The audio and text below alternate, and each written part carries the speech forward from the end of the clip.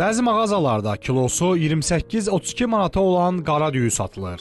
Yəqin ki, bir çox insan düyünün yalnız ağ rəngdə olduğunu düşünür. Lakin bəzi mağazalarda qara düyü də satılır ki, bu düyünün qiyməti ağ düyülərə nisbətən 2-3 dəfə daha baha olur. Maraqlıdır, görəsən qiymət fərqinin bu qədər kəskin olmasının səbəbləri nələrdir? Satıcılar deyir ki, düyünün rənginin qara olması onun növünə görədir. Bu düyünün öz alıcıları var. Qara düyünün kilosu neçədir? Endirimsiz 18 manatadır, endirimdən 15 manatadır. Onlar işləm görməyibdilər.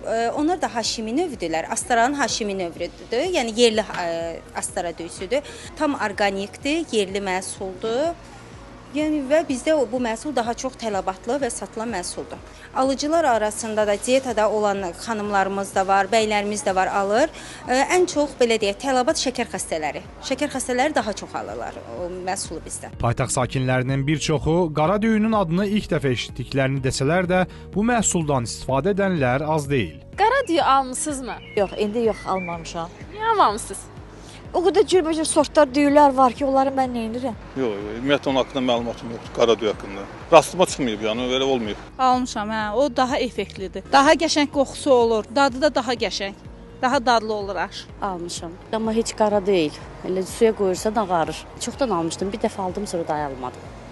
Almamanızın səbəbi nədir? Elə yəni onun da ağ olması. Qida mütəxəssisi Məhsəti Hüseynova qara düyünün ağ düyüyə nisbətən daha çox faydalı olduğunu deyir.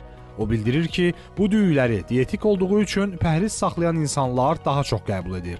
Tərkibində lifli maddələrin çox olması, antioksidant maddələrin çox olması, vitamin və minerallarla zəngin olması bir çox xəstəliyi olan insanlarda daha faydalı olur və tərkibində kaliumun çox olması təzyiq problemi olan insanlarda təzyiqin səviyyəsini normallaşdırır ki, bu da onun faydalılıq xüsusiyyətini artırır. Şəkərli diabet xəstələri üçün də faydalıdır ki, bu da şəkərin səviyyəsini normallaşdırır ki, belə halda həmin düyüdən istifadə etmək orqanizm üçün daha faydalıdır. Məhsəti Hüseynovanın sözlərinə görə bəzi işbazlar daha çox pul qazanmaq üçün qara düyü adı ilə saxta məhsul satırlar. Saxta qara düyünü təbiidən ayırmaq üçün təbii daha mat şəkildə qara tünd rəngli olur və üzərində qırmızı bənövşəyi xallar və yaxud da xırda xətlər şəklində olur. Ancaq saxta şəkildə hazırlanan qara düyüdə isə hamısı eyni qəlibdən çıxmış kimi üzəri daha parlaq qara rəngdə olur ki, bunun vasitəsilə də seçmək olar. Məhsəti Hüseynova onu da bildirib ki, saxta qara düyü bişirilərkən